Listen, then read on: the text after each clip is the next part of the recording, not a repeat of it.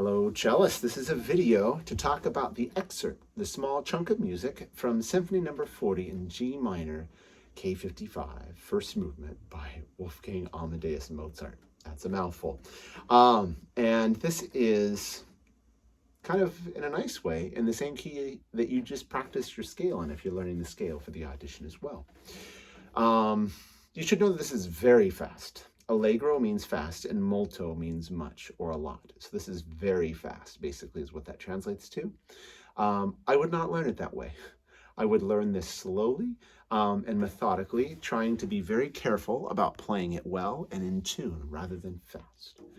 If you get going really fast by the end, that'd be amazing. If not, play it the best that you can slowly. That's more important to play well than to play fast. So keep that in mind as you practice and as you work towards these goals. I have fingerings. If you see a dash in front of a number, that means shift to a new position for that finger, out of first position or somewhere, you shift to it. If it's just a number, you just put it on a different string. And I don't put all the numbers on there because that's very repetitive and tedious, just the ones that are kind of new or different. I could put a finger on every single one, but that's something that we don't usually do when we're in symphonic because you're usually advanced enough that you don't need that. And then you can kind of stay. So there are multiple ways of playing this well, and I go back and forth. But the version that I have starts in fourth position. That's the Roman numeral 4 underneath the beginning, with a fourth finger. So we did the G minor scale, you know. Fourth finger up here, G, is in fourth position. But the first note we have is a C. That C is located not on the A string, but on the D string. So if we're in fourth position, just like the top of the G 2-octave scale, we move it to the D string, that's fourth finger C. Okay? So that's why there's a 4, a 3 on the first two notes, because 4, half step down to 3B. So that would sound 4, 3. I check my open C string.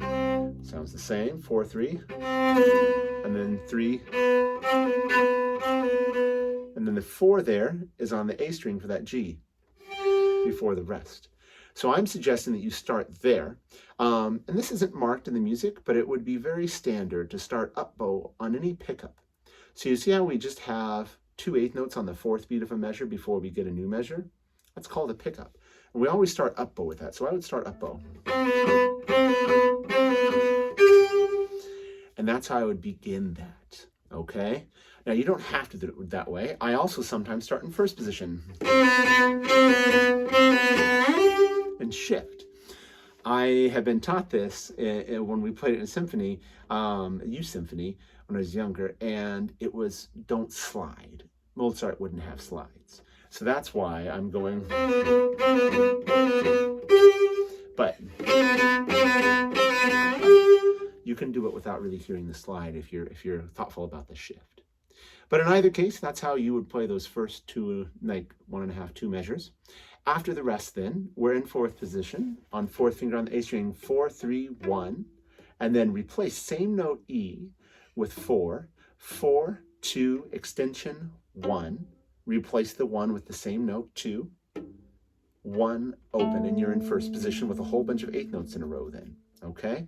So starting up high, that's 4, 3, same note, fourth finger, 2, extension, 1, low, C natural, shift, same note, 2, 1 open, B flat, 4.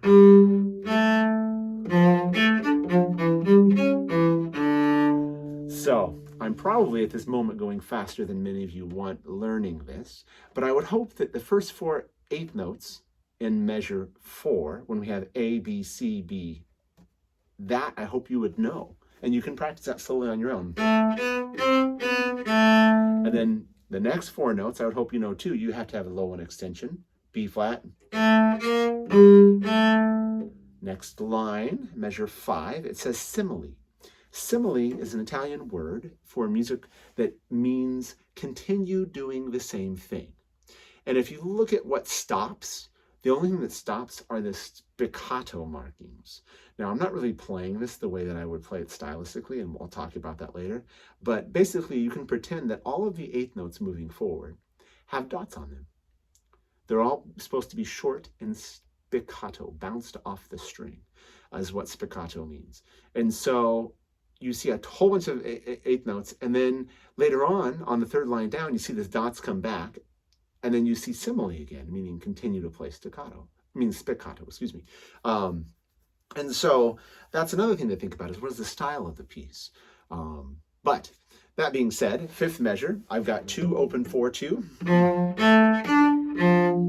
And then I have 1 E natural. There's an E flat in the key signature, but E natural because of the natural sign, 1, 4, 3, 1.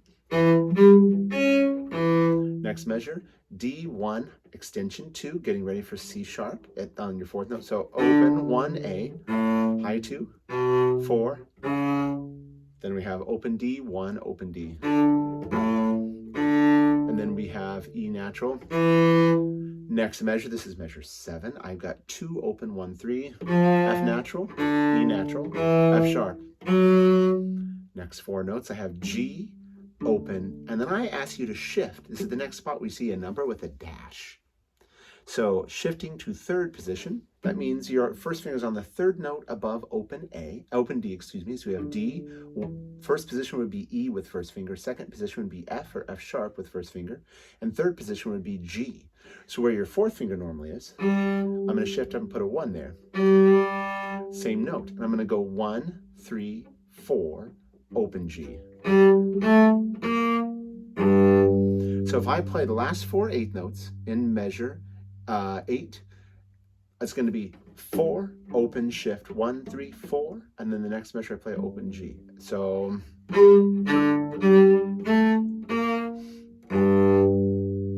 okay, that got my hand set up to go on then. Because when I go on after the rest, I'm going to stay in this position, 3rd position.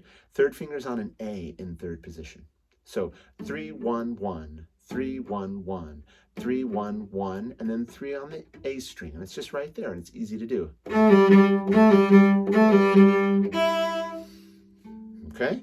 And that's how you do that. Then we have a rest, and we go on 3, 1 again. And then I shift, dash 2, back to 1st position, and I have an extension 1 for B flat. So 2, 2, 1, A, and the 1 is low. And then I'm asking you to shift up, and instead of playing open A, I'm going to shift up and go to 2nd position with 4th finger on an A. So now my 1 is on an F sharp or an F natural, however you want to think about it. I'm going to think F natural because that's the key signature. And I have an extension then. Can you see my gap between 1 and 2? Not a regular 1, but a low 1. And I'm going to go 4 on the A, 2 on the G, low 1. And then I go 1, 2, 4, 2 in that position. Then I dash 2, shift back to 2nd finger in 1st position. 2, 4, E flat, low 1, and the key signature is the flat. That's why it's extension 1, low 1, 2, then open.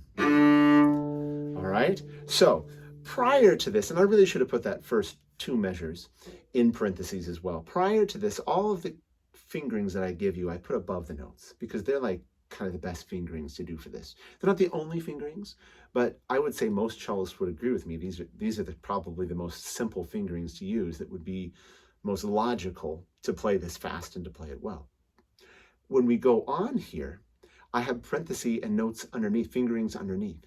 And I do that because those are just suggested ones that I do because of my hand, but not everyone does them.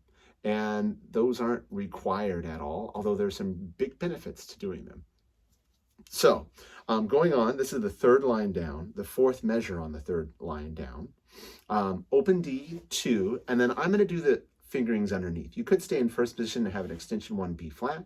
I'm going to shift up. When I shift up at 4th finger, if it's on a B flat, I'm in 3rd position again, which means 1st finger's where 4th finger normally would be. 1 on a G, 3 on an A, 4 on a B flat. So I'm going open D, 2, shift up, 4. And then 3 on the G string is a D. And then 1 is C on the G string. 4 is an E flat. And then 3 on the A, which is on the D string. The note is A, the string is the D string. It's 3rd finger, that's an A. And then a 1. And I haven't shifted other than the 1 time to get to this position. So that's all, you know. The reason this is helpful is because you're only going back and forth between two strings if you shift up, the D string and the G string. If you go to the open A and stay in first position, you have to go with your bow from the G all the way up to the A and back to the G. And with it going really fast, that can be really problematic. And that's why this is a good fingering, that parenthesis fingering. So first position would be, which is a lot of movement back and forth when you're going really fast. That's really hard to get clear and ring nicely, but this is much easier. Sorry. It's less movement with the bow. It's just easier to manage. And shifting is something you should be able to do to be in symphonic. And so you shouldn't be scared to practice and learn a fingering like this that's not what you're used to, maybe. But going on, this last measure of the third line where it says simile, I'm back to first position with second finger on a B flat. 4, open. This is kind of a scale. Watch out for E flat low 1 with the key signature. Again, E flat. Key signature B flat on the A string. Sharp. And there, I don't play fourth finger, I shift up to a 1. So I play 4, 3, shift 1. I have an X2, extend 2 for E natural. Fourth finger's an F sharp. So back to the 1 with an extension. Then a dash when I shift up. First finger E. 3, 4. Extension 1 for E flat. And I don't have a dash 4 on the next note, but I would shift back to fourth finger in first position. Low 1, B flat. And then I have underneath, again, you could go, you have an extra slide in there if you do that, and you end up on an open A. 2 reasons why I do the fingering that's in parentheses on the last 5 notes. So instead of playing fourth finger G, I shift up and put a 2 on that G, and I play 2, extension 1, 2, 3, 4. And if I do that shift while I play open A, the note right before that, it just kind of flows. So that sounds, it's kind of seamless and just flows right through. So that gives you an idea of being able to play this and understand the fingerings that I have. I'm going to practice slowly on this for you. This is at 13 minutes. If you want to come back and practice with this, I'd practice in small chunks, either 4 notes at a time or a measure at a time until you get it. Then put those measures together and those groupings of notes together. But here it is. This is at, again, 13 minutes in the video, and starting up bow. All right, I'm going to go 4 and 1, 2 and 3 for you to hear that slowly. Here we go.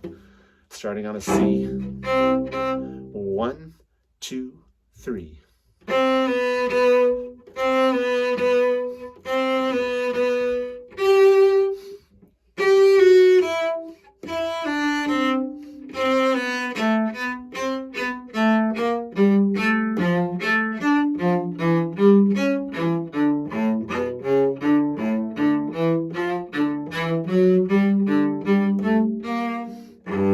Up bow.